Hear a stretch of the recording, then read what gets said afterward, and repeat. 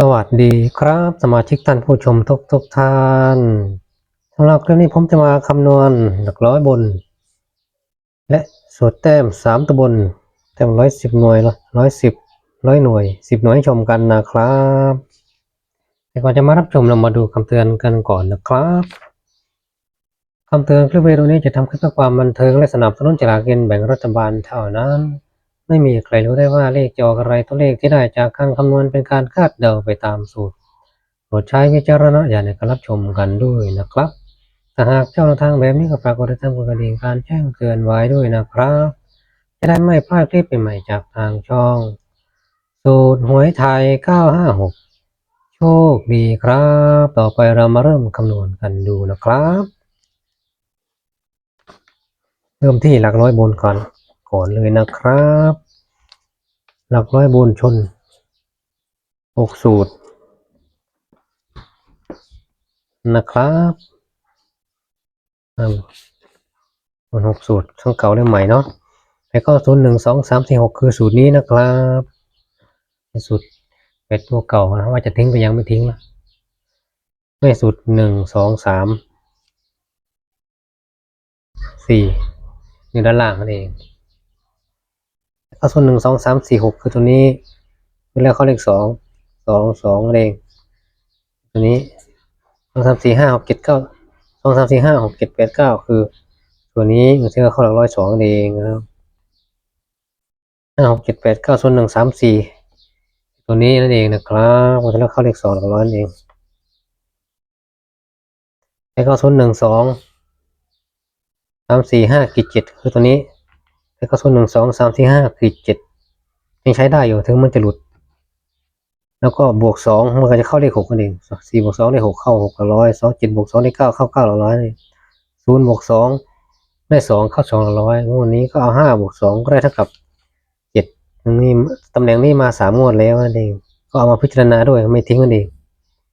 เพิ่มมาพิจารณาด้วยเองนะครับมันก็จะเดินดีนั่นเองนะครับและ2ตัวนี้ก็จะเป็น100พิเศษยืน5ตัวแล้วสูตร2กับสูตร3นะครับเนาะสูตร1ยกเลิกใช้งานเนาะนั่นเองนะครับ8 2 3คือตัวนี้8 2 3เข้าเลข2งวดที่แล้วนั่นเองนะครับมาทั้ง2สูตรหลุด1สูตรงวดที่แล้วใช้3สูตรหลุด1สูตรก็เลยไม่ได้ตัวเนาะงวดนี้ก็เลยใช้ทั้งหมดเลยทั้งเก่าและใหม่นั่นเองนะครับ8 2 3คือตัวนี้เข้ามางวดที่แล้วเข้าส่วน1 2 3ส่วนนี้เข้าเลข2หลักร้อยมางวดที่แล้วนั่นเองนะครับแม่สูตร1แม่สูตร2ส่วนวิธีการคำนวณก็ใน EP ที่1นะครับสอนคำนวณไว้ใน EP ที่1แล้วคำนวณเป็นใน EP เดียวสูตรเดียวก็จะสามารถคำนวณได้ในทุกๆสูตรแบบเดียวกันนะครับยกตัวอย่าง1 EP งวดละ1 EP นั่นเองนะครับเนาะนี่เอาหลักร้อย6สูตรที่เดินมางวดที่แล้วทั้งนั้นนะครับมาวัดใจวัดดวงกันนะครับ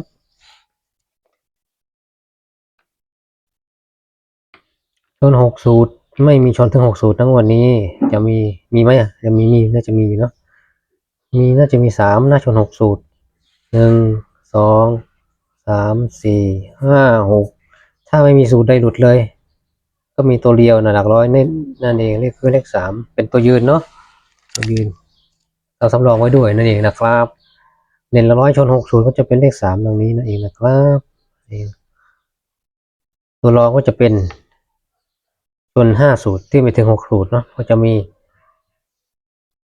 2 8 9นะ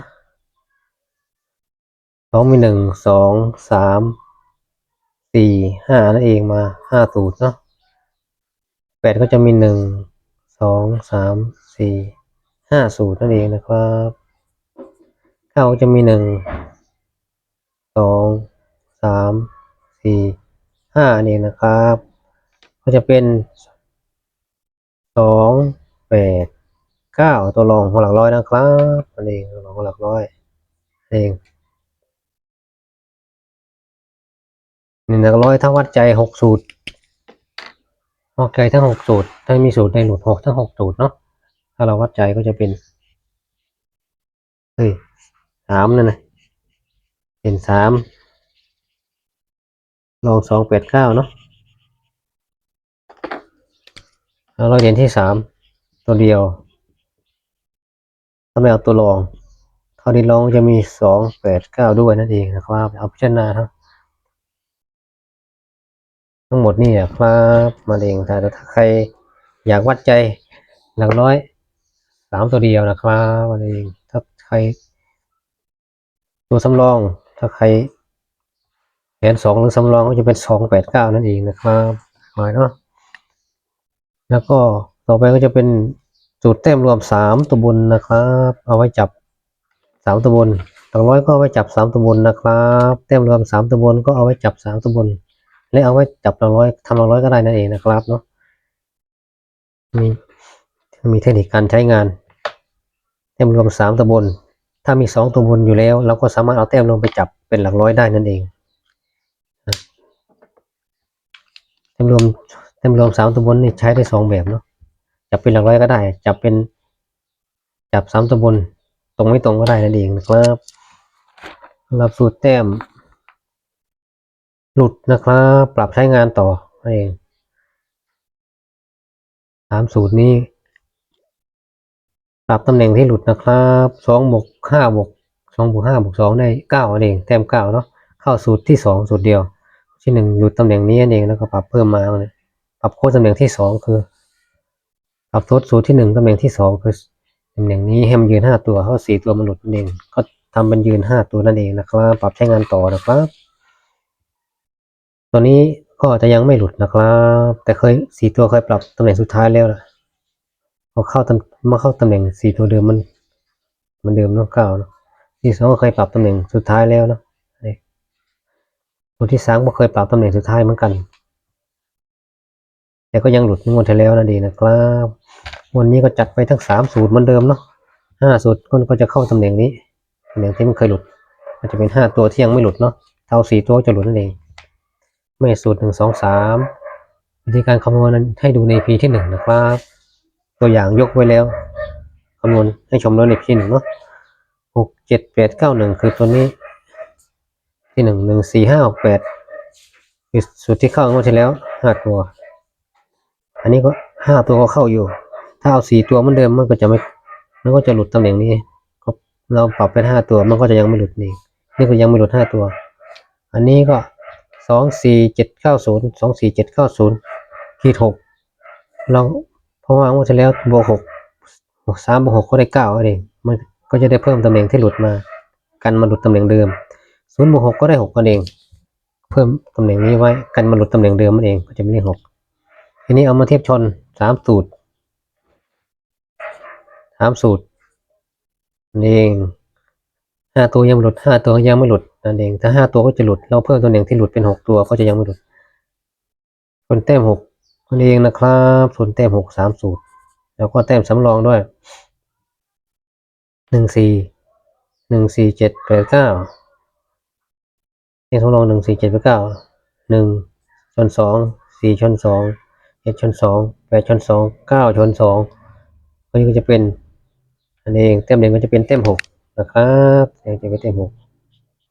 แต้ม110หน่วยเด่นที่6นะครับแต้ม6เอาไว้จับ3ตัวบนแล้วจับ200ก็ได้นั่นเองตัวสำรอง1 4 7 8 9แล้วก็มีสูตรสำรองอยู่เลยได้เขียนไหมสูตรสำรองไม่ได้เขียนนี่หว่าไม่มีสำรองสูตรตัวสำรอง